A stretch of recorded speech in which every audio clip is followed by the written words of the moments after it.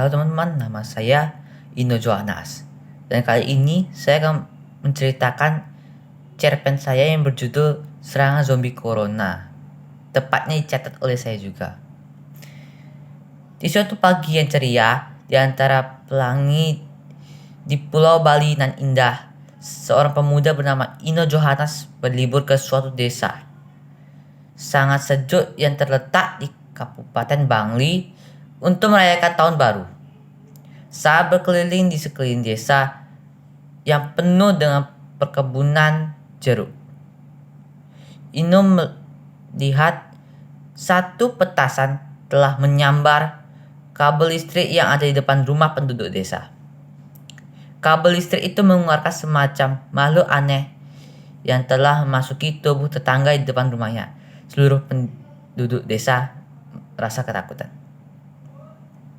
Orang yang sudah terkena makhluk aneh itu mulai bertindak aneh dan mulai menularkan virus yang ada dalam tubuhnya pada seluruh anggota keluarganya. Mendengar dan melihat keadaan yang terjadi di wilayahnya, Ino pun berusaha untuk kabur dari rumahnya. Sesaat ia berpikir, sebelum ia terinfeksi, ia harus menyelamatkan dirinya terlebih dahulu. Namun, hal itu sudah terlambat. Seluruh zombie itu telah mengelilingi kampung dan wilayah mereka. Di saat Ino berlari keluar dari desa, terdengar suara petir yang menggelegar dengan kilauan yang menyambar tepat di atas kepalanya. Seketika, ia merasakan bahwa ia memiliki kekuatan super dengan 6 pedang besar berelemen listrik atau namanya dual claws dan sebuah tombak jangkar anchor spear. Dan ia mulai menyerang zombie sekitarnya. Usaha itu pun berhasil. Dengan kekuatan super yang ada dalam dirinya, ia terbebas dari serangan virus yang sangat mematikan itu. Setelah ia terbebas, Ino memiliki misi untuk menyelamatkan seluruh masyarakat yang belum terinfeksi. Di tengah perjalanan, dia bertemu 3 orang yang memiliki kekuatan super sama seperti dirinya. Mereka pun bertarung dengan sengit dan Ino memenangkan pertarungan itu.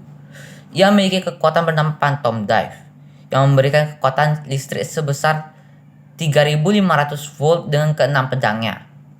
Mereka pun mengakui kekalahan dan ingin bergabung sesama superhero, dan akhirnya terbentuklah kelompok Superhero Plus 62 yang terdiri atas 4 superhero Indonesia.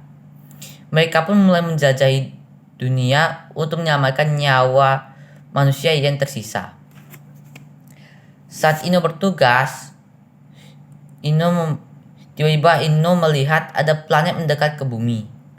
Melihat hal itu pun, Ino pun mulai mengeluarkan dan memakai kekuatan trickster ya untuk mengkloning diri menjadi 10 orang. Wujud asli dari Ino sebenarnya segera menyelidiki planet tersebut dan ternyata Ino menemukan kawai planet yang dibuat oleh para anime. Kemudian ia mulai mencari tahu apakah ada kaitan planet ini dengan wabah yang sedang melanda Indonesia. Ternyata benar.